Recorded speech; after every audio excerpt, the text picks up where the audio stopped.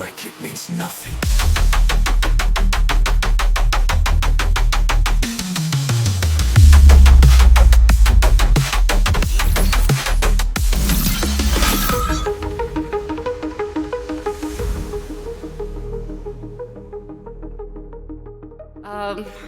Good afternoon, everybody. So first, thank you so much for having me here. It's been my very long time dream, and it's really true to come to speak in Finland. I don't know why, I've just heard so many good things about Finnish IT security community. So I'm really delighted to be here. And yeah, so we will talk about kind of what is the current, about militarization of cyber. And one of the reasons why I picked this topic is because I was recently involved into some events I will talk about here, and also because I've been in a topic for like at least since 2014. So yeah, there is a stable trend. So I really would like to start just for the quick reminder that, you know, the microchips becoming smaller and smaller. Every microwave and even an iron have a microchip. And, you know, like the technology is changing at a lightning speed. You notice in it at your job, the complexities of solutions is changing. And it's sometimes useful to think about like why certain events are happening in terms of history. And for example, like if you can see from this graph, the time between like technological revolution keeps shrinking. So we basically have almost no time, neither psychologically, like mentally adapt to a new reality. We don't have time to develop actually solutions, for example, in our case, defenses. And the reality has already changed. And, you know, like the revolution, like this industrial revolution 5.0, I think it's already came because it's about human sensor. Like I have already 2 gadgets which measure everything about me. I have phone in my pocket, you know, like I'm already fully digitalized. And I mean, the timeline is here, but I think we already in 5. But actually, you know what? That human definitely would be asking, what about AI? ChatGPT, you know, like it just came out of nowhere, and the 6th revolution happened. It's just like on a blink. So things are changing too quickly. We are not having enough time to adapt, and it's just a problem. So now everything is digitalized, so basically everything is an attack surface, and it's just like really a little bit too much. And the problem is that also the manufacturers or developer of the solution are also having no time to adapt. You know, like they barely develop a marketing strategy when they already have to basically push the product out of the door and start creating something new. So, and our infamous inbuilt security is, you know, like, we are lucky if there is an user-based access control and maybe longer than 8 symbols. Well, depending on the solution, but some are better than others or worse than others. So about me, I am, you know, like, I've been doing security. I mean, I'm relatively young. But I have been doing security for so long, and so many things has changed that I feel ancient. I feel so old, and actually, like, just a side note, you know, like, when I look at the very first, like, big attacks or operations by Sandworm, I definitely can see that we were growing in approximately the same era of computer development, because, I mean, I was born in Ukraine, so, like, we've been developing our mentality and skills in the same space. And my specialization, even though I do general purpose security, cybersecurity, my specialization is cyber-physical security, or how to disrupt physical or engineered systems by the means of cyber attacks. So I take in a piece of equipment or a process or a system of systems, and I start thinking first as an engineer, how do I fail this system or degrade the systems? And once I have an engineering scenario, I start tracing it back to the cyber assets, and then I start thinking about developing the exploits. quick disclaimer, once I started developing this talk, I understood if I say this sentence, some people may say, okay, you know what, this presentation is meant for entertainment purposes. Only take it with a grain of salt. No political agenda, no hard statement, just a conversation. So I start with basically this main topic of my talk, militarization of cyber. And I will talk about this topic in the context of leaked Vulcan files, because I have an opportunity to examine the full leak. So what it is, Vulcan is a technical research institution in Russia, one of those who look civil and work for the government, governmental contractor, and one of the employees in shortly after COVID or something like that, basically copied whatever he found on the file share, approximately 100,000 documents and emails, and just left. He escaped to Germany. He's currently in Germany. So he shared this dump with a Trail Media. It's a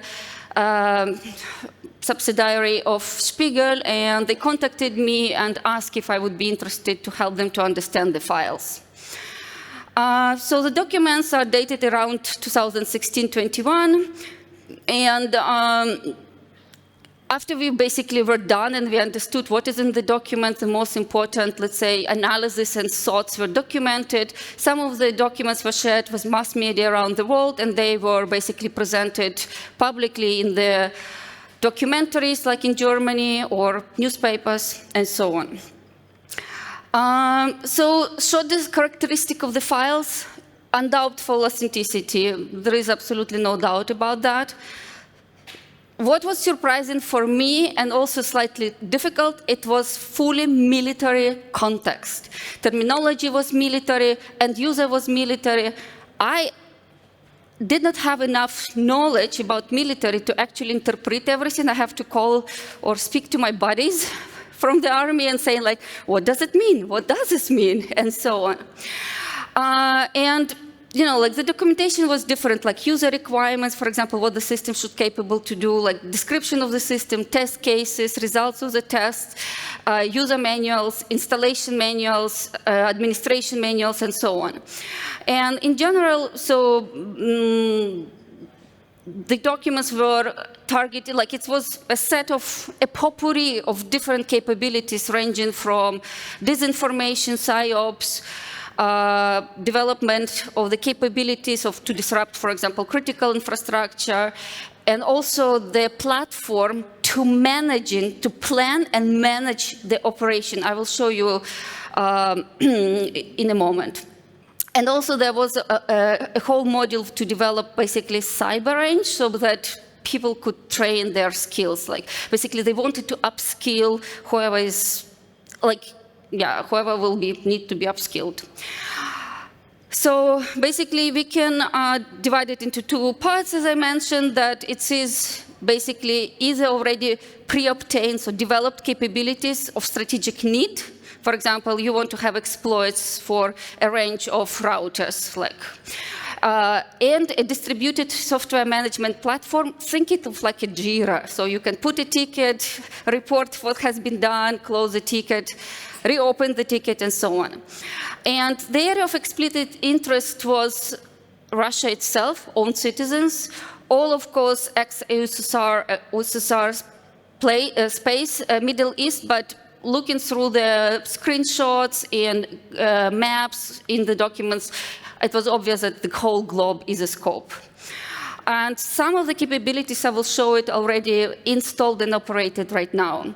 And what you see on the picture is that this NTC Vulcan, this organization, it's basically it's the main contractor for military, so Department, Ministry of Defense, MOD, but also FSB is partially involved. And then in those documents, it was clear that FSB works together with GRU. They have common interest. It was also visible through the financial documents and so on. So, for example, one of these interesting systems was this so-called scan. It probably comes from scanning.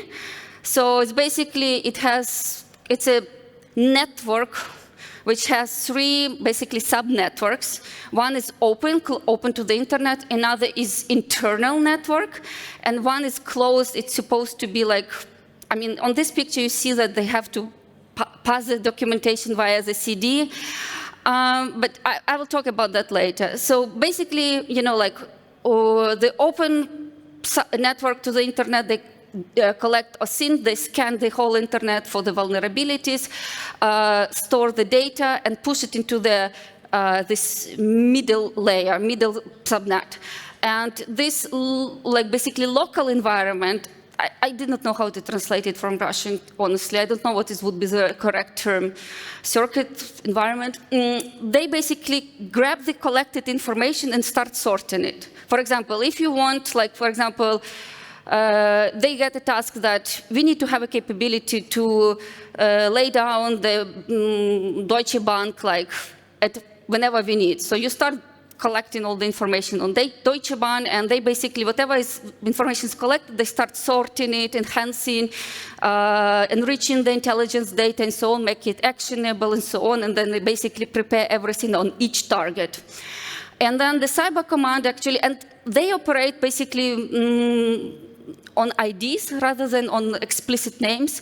And then this closed circle is the cyber command who takes strategic decisions, like in a Deutsche Bank, we want to do certain actions. That's our objective. As you can see, like all of that CD, I was very confused. You know, everything looks so stale, so old, like, wow, like, I mean, we're living in a completely different world. And the documents contain, like, really this weird mixture of super old drawings, like, with old technologies and, like, architectures, with sufficiently new. And the more I was reading, the more I kind of developed the feeling that, because some wording, the way how it is written or translated into Russian was a weird wording. So I understand they probably translated into English, and that's why it is a word. And I did not have enough confirmation, but later in some documents I've noticed that sometimes they even just didn't bother to translate, they copied something in English. So I believe, again, to take it with a grain of salt, that these like basically mock like templates were basically stolen, maybe from the NSA, who knows. Yeah, so this is basically an example of the interfaces. So as you can see, you know, like it's literally very user-friendly, observable. Yeah, there are deadlines, responsible people. I found very interesting, I highlighted with a red arrow, like additional recon. So if they feel like I do not have enough information, whoever is an expert has analyzed, they can send this target to recon extra. This is, yeah, another user interface. I cannot see without my glasses. Let me just turn around. Yeah, so you see, like, this is basically the interface from this middle, like, local circuit or environment where they can attach diagrams, and so on. So basically, this is a collection information on a target.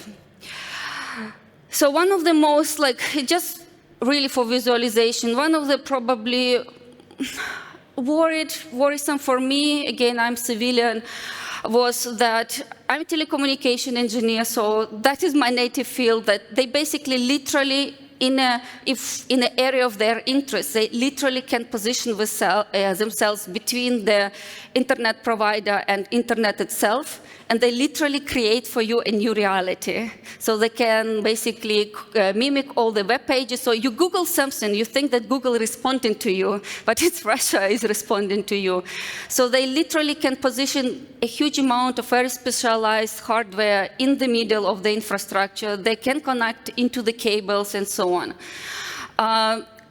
There is a lot of description of how it is happening. For me, it is understandable. The same they can do with mobile networks and so on. I find it's very unpleasant. If you cannot trust your reality, that's, you know, like you don't, it's difficult. I mean, humans do not like uncertainty.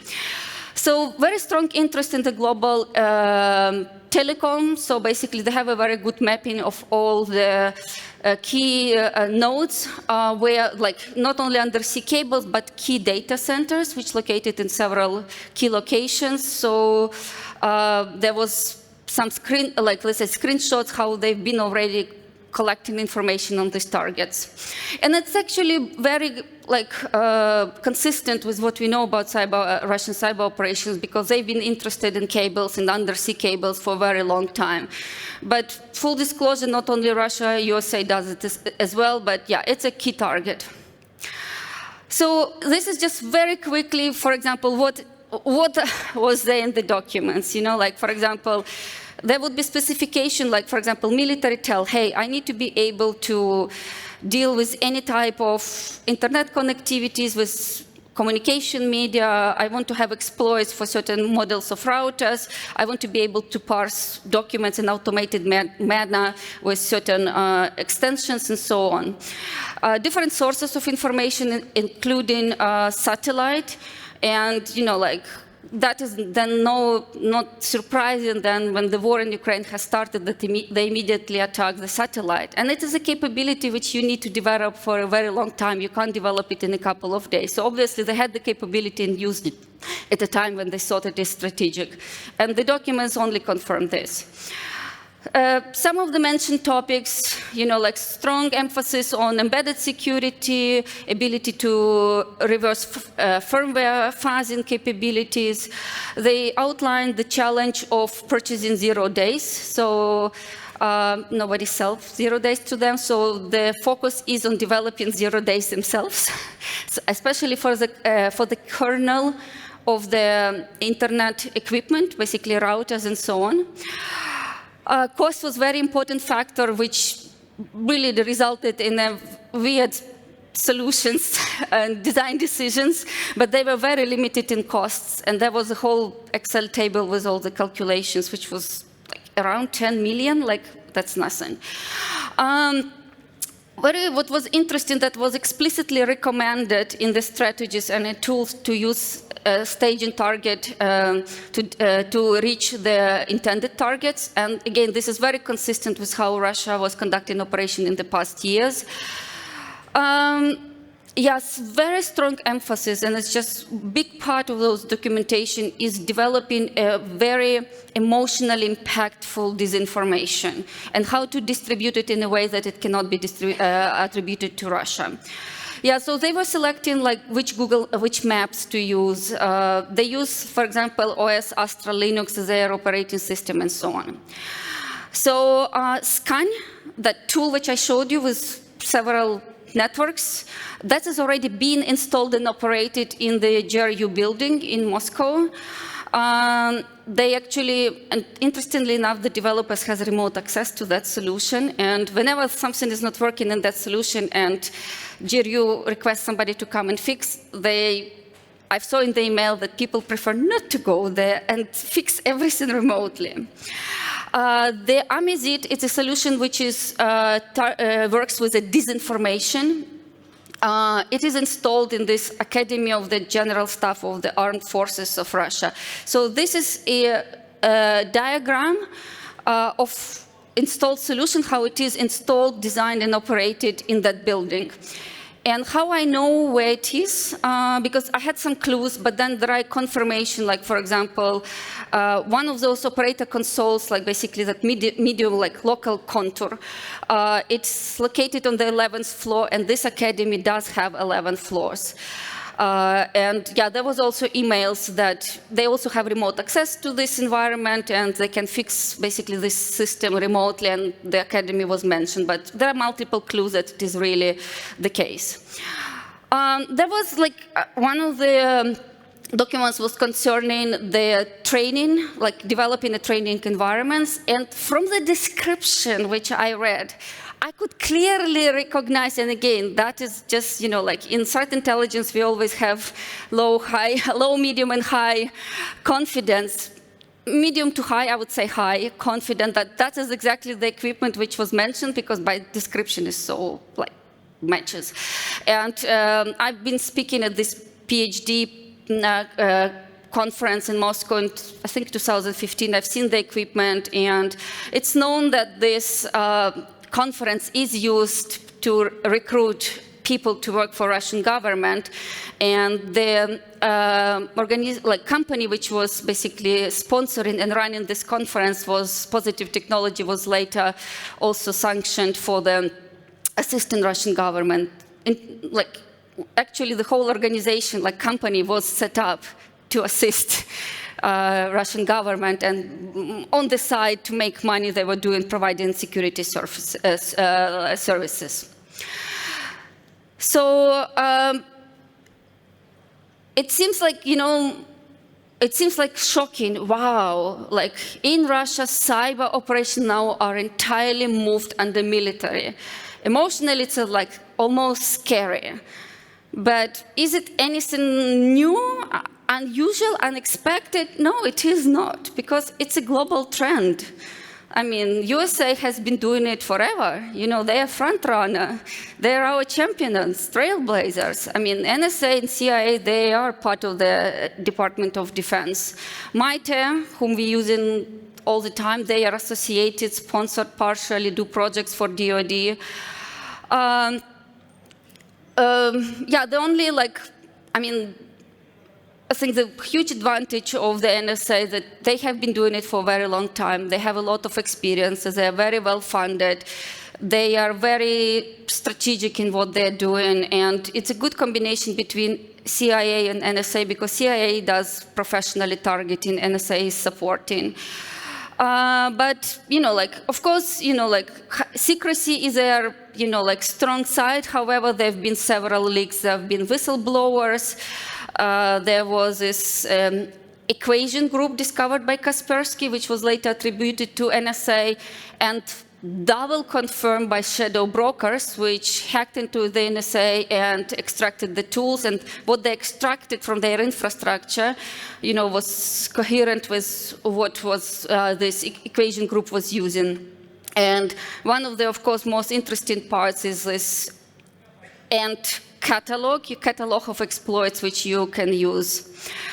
And I think that, I really like this picture at the top. You probably have seen it, how Russia is intercepting shipments of networking equipment and install hardware implants and repackaging. And I've heard from a couple of people who was basically, other countries taking this as an example and doing the same. And I know it from basically first hands, from that, it's happening in other countries as well. It's just you set the trends and the fashion.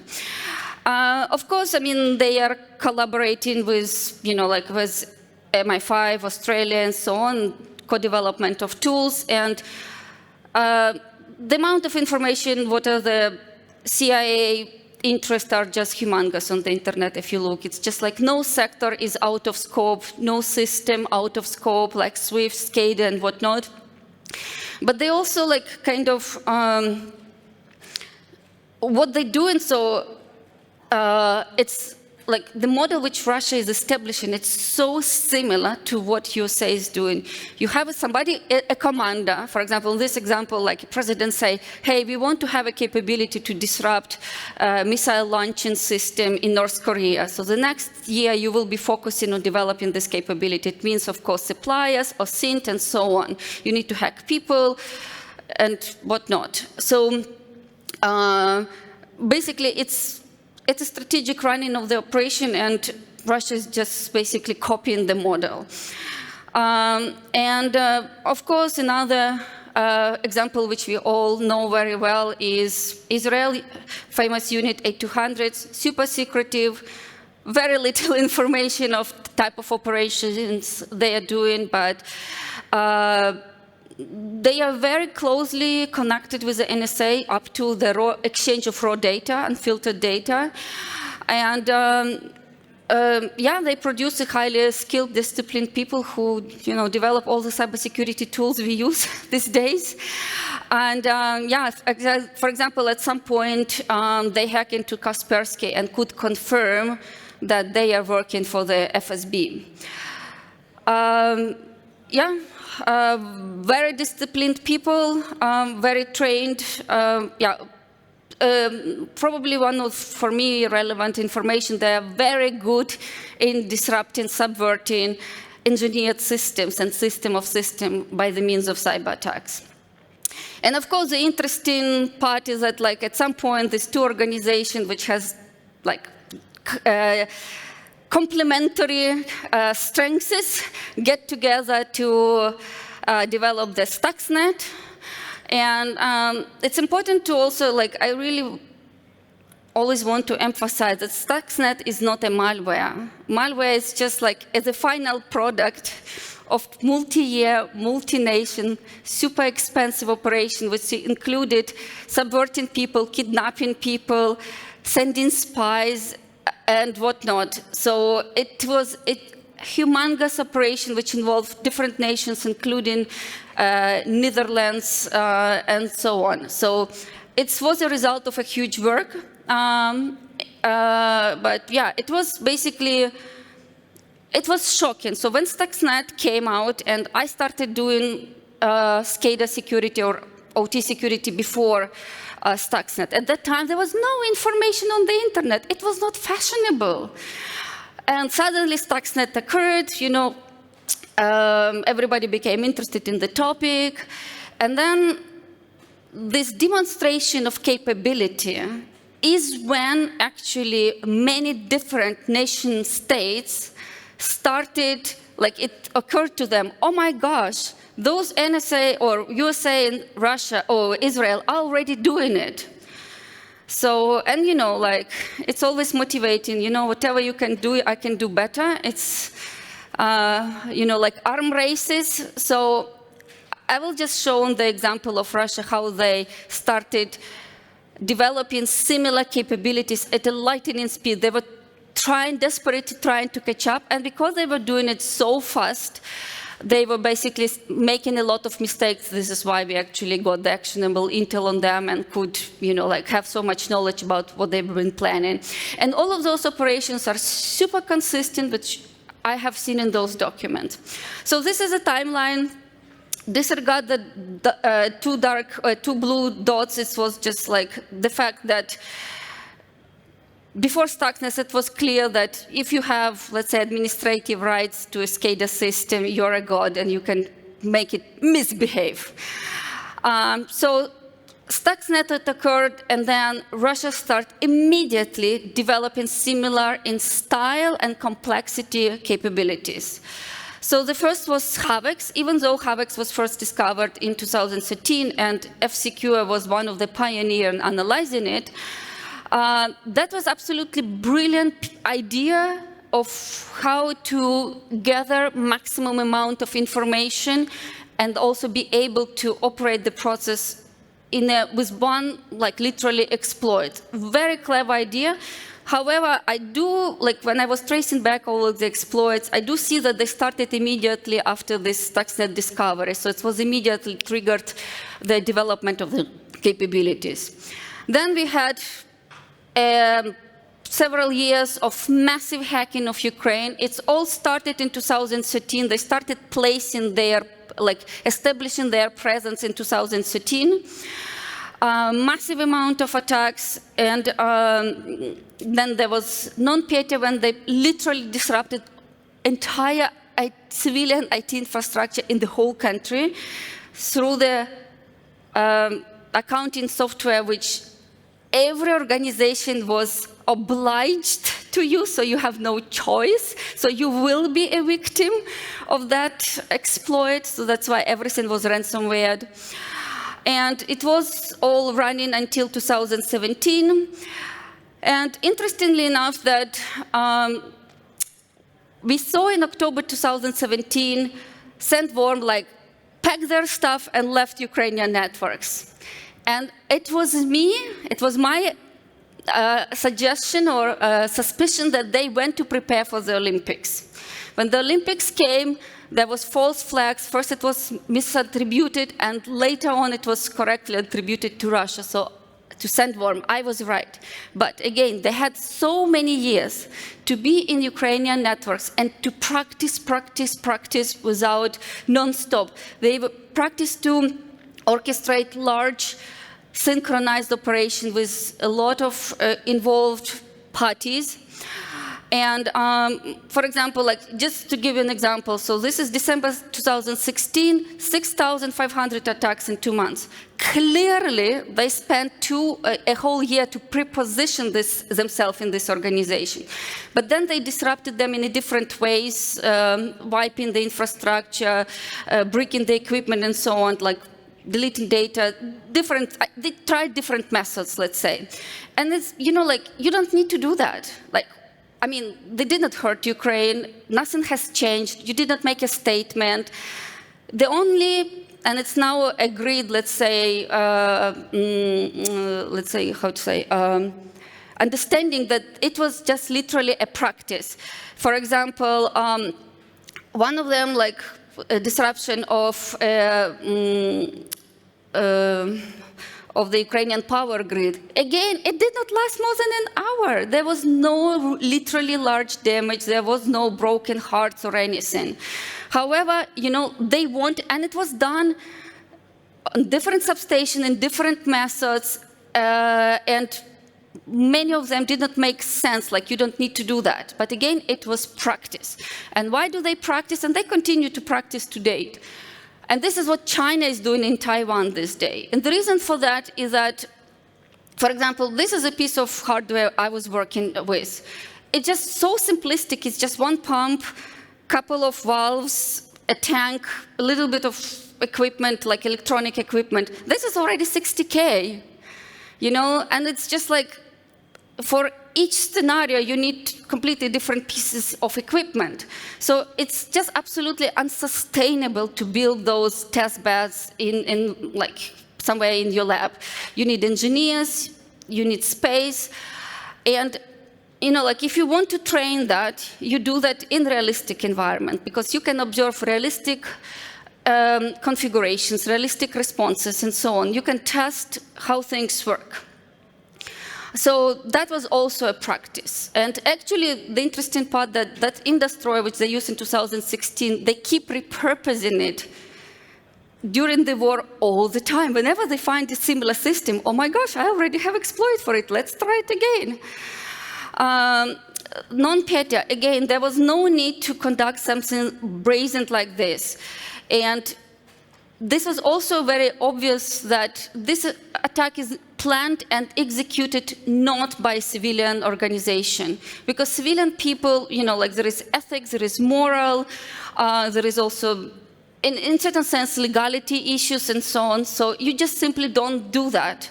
Because there have been like hospital stops, all vital system stops, nothing literally works.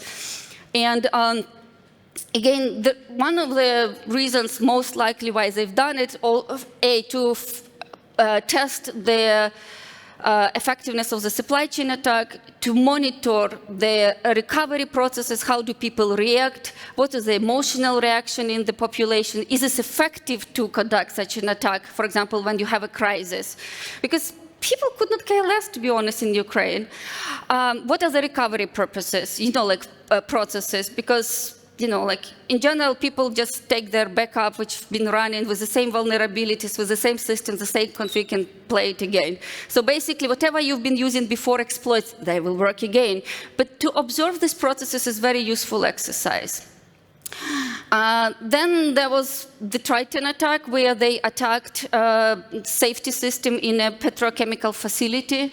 So they basically tried to install implant in the safety PLC of a very high reliability. So basically, this category SIL3.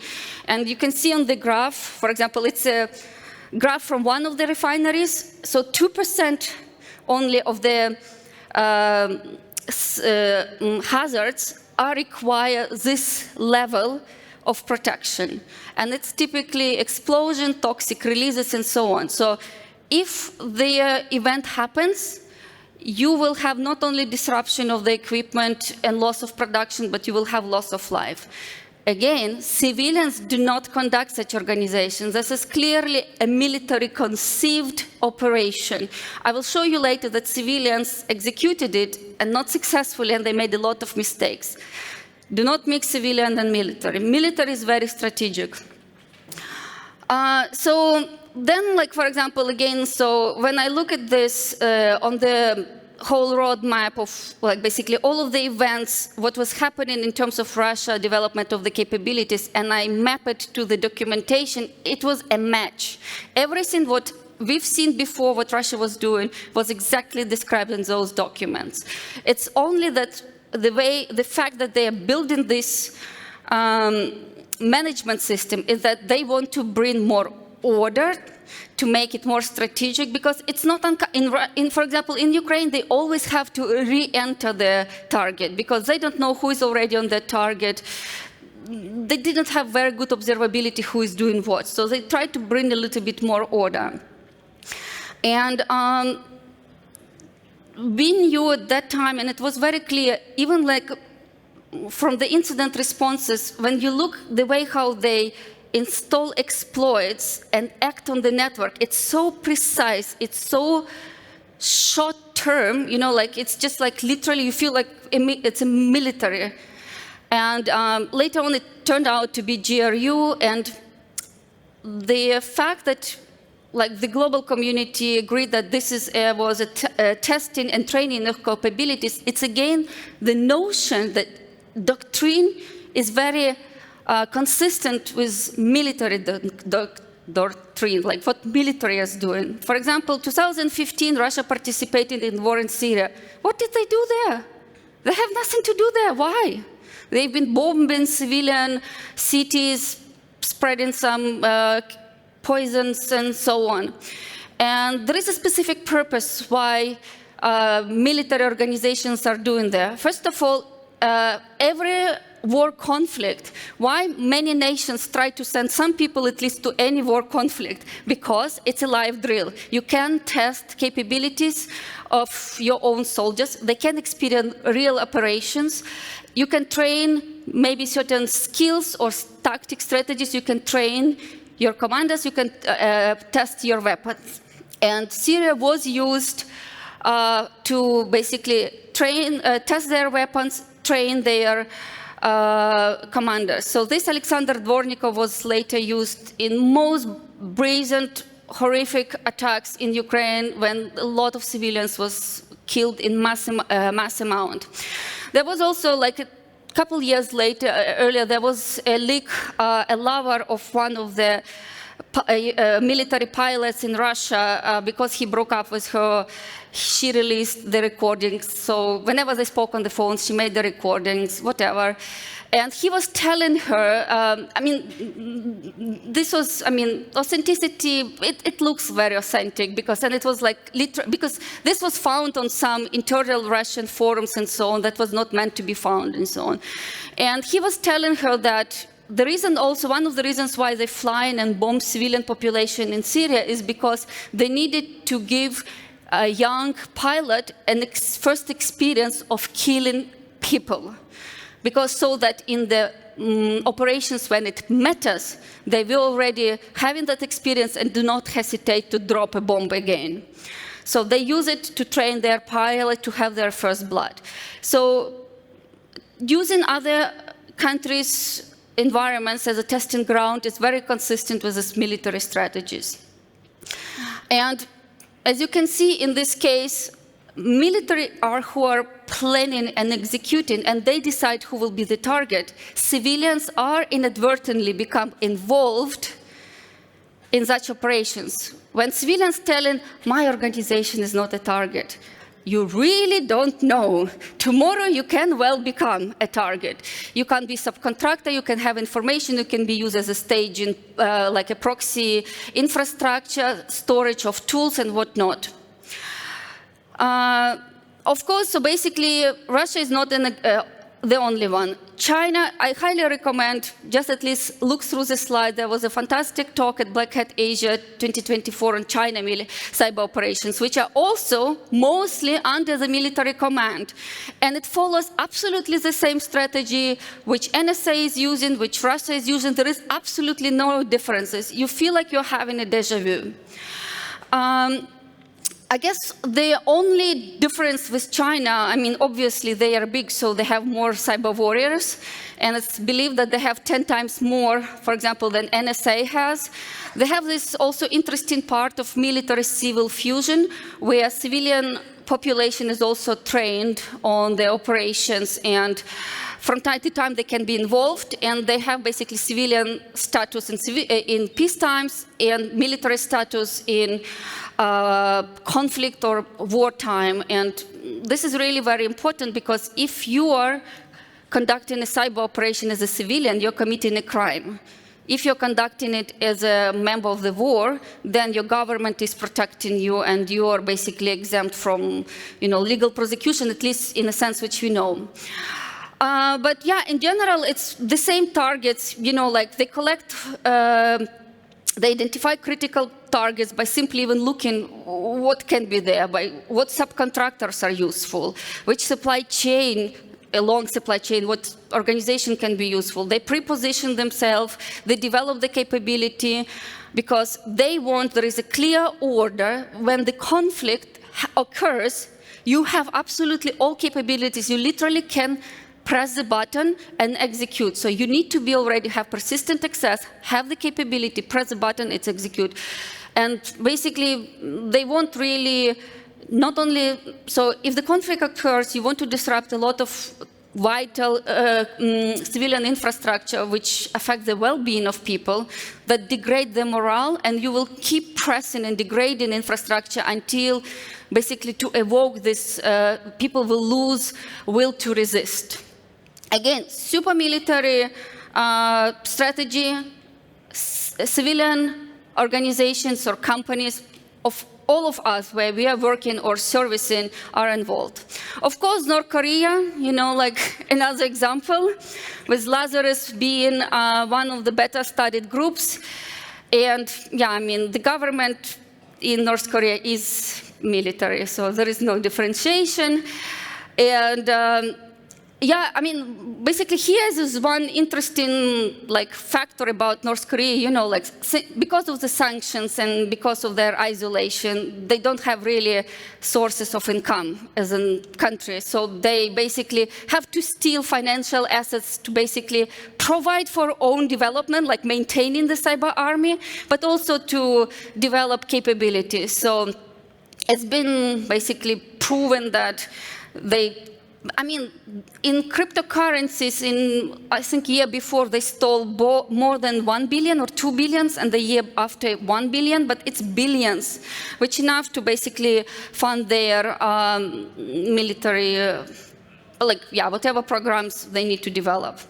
However, it's very important also to understand that, we are defenders typically in the civilian world, we will receive IOCs, maybe Yara rules, and we think that we know the adversary and we understand the purpose. It's not. In these days, it's really very important to be well-versed and aware of geopolitical situation and in global and overall science of hybrid warfare. And for example, war is really a military conflict, so it's an intense conflict. But hybrid warfare, which is everywhere on the news these days, it is actually military strategy, very strategic, tactical, how you use all of that, political, conventional, lawfare, diplomacy, cyber, and whatnot. And you can see cyber is just the component. It serves their purpose. And all of those other components, like political, diplomacy, law, and whatnot, that is what actually decides what cyber will be doing. So it's very important to know where things are going and what can be the next potential targets with which tools, because it's a different, you want just to ransomware something, or you want to have a stealth presence. picture, like at the bottom, why I have Lavrov with president of Red Cross. Diplomacy, Russia has done very well in diplomacy. They understood that if they will have very strong diplomatic, let's say, presence, let's say diplomatic, whatever, they will have always or often an upper hand. And for example, when the war started, Red Cross was very reluctant to help in Ukraine. There was a little bit of help, but literally even nearly not enough.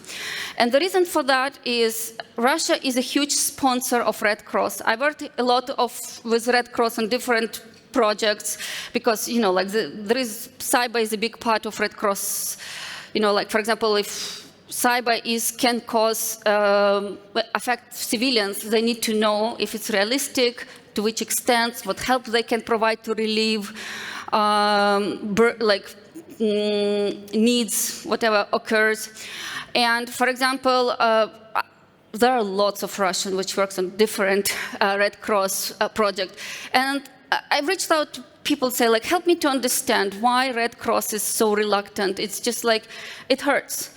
And they say, like, well, we cannot go much against them because they threaten us. If we will be helping in Ukraine, they threaten us to stop funding of other projects which are important to us. They have projects in Africa, in Middle East, and so on. So basically, they are blackmailing, and that is what is happening. So, yeah, understanding all of this intertwist is very important to better understand, let's say, intents and needs of your adversary. So I'm coming closer to the end. So this part of my, I did not really know how to call this part of the talk. I call it differences in civilian and military mindsets. But the point which I want to drive is that, you know, like, it's very unfair and it's a huge asymmetry, you know, like even the fact that there is a huge asymmetry between offense and defense, but if it is a military offense, which are very tactical, very strategic, very focused, very well funded, then this asymmetry growing even larger. Plus, as a civilian people, we are not really understanding much to what extent how far will they go. What are their current, for example, needs to be in which environments, and so on. Plus, in general, civilian people, you know, like, they don't believe in hackers. Who would do so? Like, I don't know. People are typically more kind, and, you know, like, there is a reason why you go into the army and they train you 2 years to change your mindset entirely. You know, like, you remove all the human factors, you focus on the target, like eyes on target, you're better composed and controlled. And one of the examples, for example, the Triton attack, it was, we could trace it back through all the different ways back to the GRU. It was a military, let's say, request. We need such a capability. But it was executed by a civilian organization who did not really knew much about what are the capabilities of the opponent to trace them back. They did not know, like, basically they also did not believe in defense, let's say. So they lacked proper staging attack infrastructure, often attacked from own computers under Active Directory accounts, own accounts. You could definitely see lack of discipline in executing OPSEC. So they sometimes forget to wipe the logs, to remove the tools.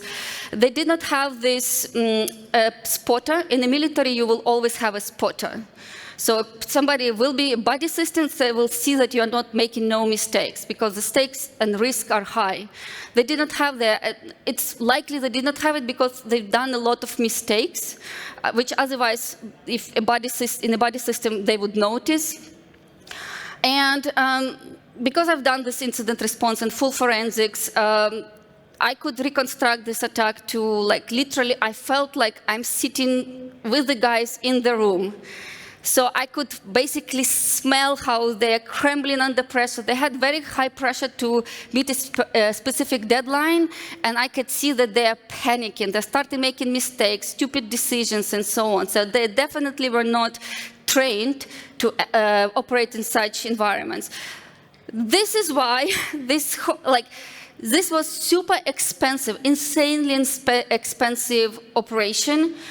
That was a really terrible loss of exploits. Also, Russia has shown their intent, where they are ready to basically kill civilians in case they need.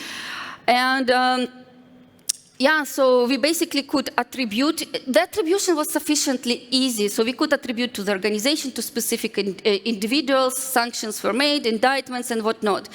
That is a total failure. Do not let civilians execute such high-stake profile without proper education and giving them the proper tools also to do the work. So another example when, civilians can make wrong decisions in the context of cyber operation at the international level, like Ukrainian cyber army. When the war in Ukraine started, some of the Ukrainian individuals in the government decided it's a good idea to build a Ukrainian cyber army, where they invited foreign nationals to participate and basically attack Russian infrastructure. So that is a no-go, because you are asking foreign nationals to commit crime against another organization, because we are not, as a civilians, we are not allowed to penetrate any computer. We can scan, but you cannot even input default credentials. In pen test, when you're allowed, yes. Otherwise, no, it's a crime. So people started committing crime. Then they started even brandishing, well, we just disrupted a bank. We've done this and that. And individuals were saying, I was part of it. It's just like, well, I mean, the bank can now ask you to pay, the money they lost during this operation, because you just confess that you were part of that crime.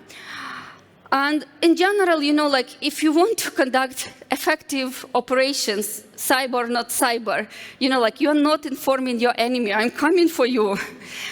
Because first of all, in this specific case, they provoked retaliation. Several ransomware groups became so pissed, they say, you know what, I'm leaving USA, I'm coming back, and I will ransomware the whole Ukraine. And also, you inform your, basically your targets. So Russia started massively closing, all ports on the firewalls and so on. So you informed, and you reduce your abilities to be effective. So you do not inform your enemy about your operations. This is a huge slide, which I will just try to explain very quickly. I could not come up with a better idea how to bring it in a better way. But the point is that the modern corporate processes, they are unfit for to defend against modern cyber threats. Some organizations, of course, better than others, but mostly they are not better than others. It's the same everywhere, very vague understanding of risk. Nobody even has risk system. The person who is responsible for risk is typically just some person, doesn't really know IT or cyber security. It's just yeah, I'm responsible. We know that it is always business-oriented decision-making, we put everything into cloud, we outsource all the infrastructure and whatnot. Huge, cumbersome processes, let's have an EDR. Okay, let's start a project. We need to compare several solutions. We need to get the quote, basically pricing. Then we have to submit it to the financial department so that they will tell, we're buying the cheapest one. Why did we even compare? So the amount of time and effort and basically money in terms of salary wasted on this is just humongous. But that is the money which are not invested into the training of professionals. Everywhere around the globe, the budgets are cut on trainings, on traveling to conferences.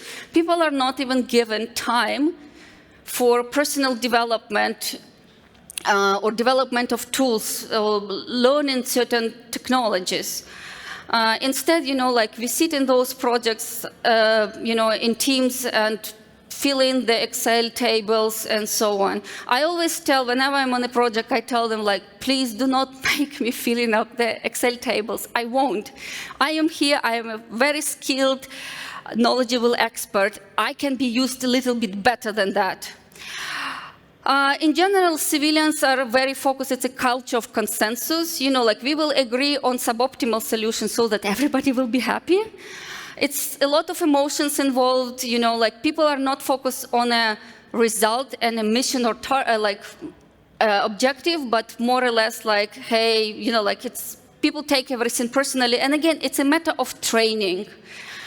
Like we've been talking yesterday, I am a product of a hacking community, and I'm an engineer. I'm very, very humble about my skills, and anybody can tell me that I'm stupid or wrong, and I just like, oh, tell me why.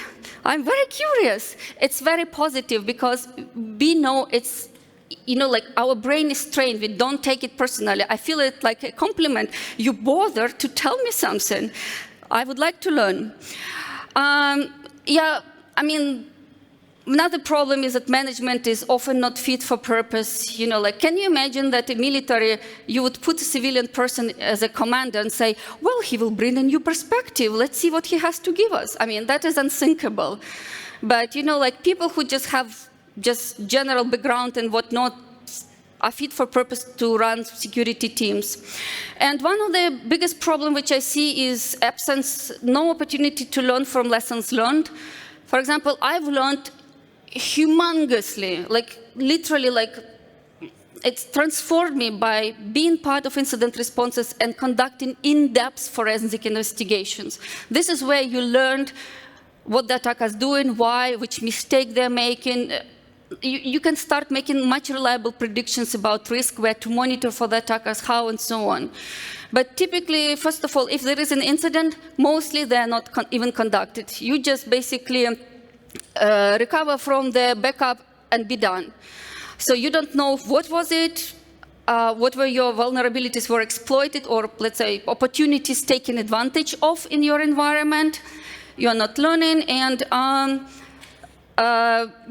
you basically reintroduce the same weaknesses which were in the first place.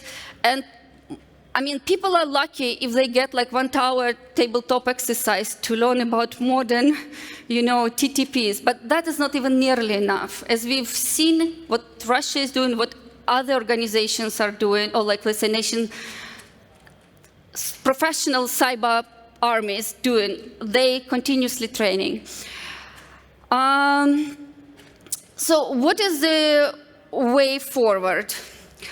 And it's literally my last slide. So we need to propagate more of that mindset. So, we now think is an attacker, but mostly think like, well, you have your TTPs, look at them, and you should be able to understand the attacker. No, it's a cyber operation. It's a very strategic undertaking. For example, now in the war between Russia and Ukraine, taking out the Active Directory is a 15-minute task. If you do it under longer than 15 minutes, you are not fit for a team. Go and train. EDR bypass, it's now the most wanted exploit on the market is EDR bypass. Those organizations, like those governments, they have budgets for EDR bypass. That's it. So don't rely on your EDR. Your Active Directory will be stolen. Or, hang a lot of monitoring capabilities on it so that the attacker maybe trigger one of them and you notice it. It's important to know these things, but you can only know them if somebody is insider who knows what's going on. Will bring you that mindset. Of course, you can try to tell that army should defend, the country. It's literally not sustainable.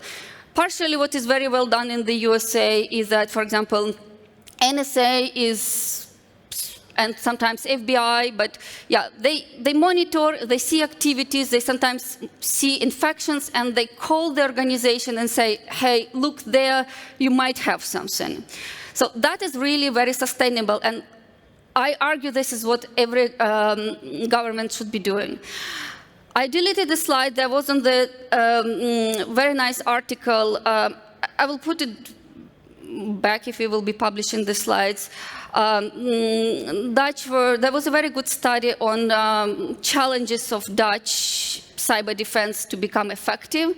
And again, because they don't really, people who were in charge, they don't really understand what needs to be effective as a cyber army. They didn't allow them to train, gave them some cyber ranges and so on. And they say like, well, I cannot. So in their mind, if you establish a cyber defense center, it's automatically mean that you have this super productive, super effective capabilities which will work magically at the time when they need to.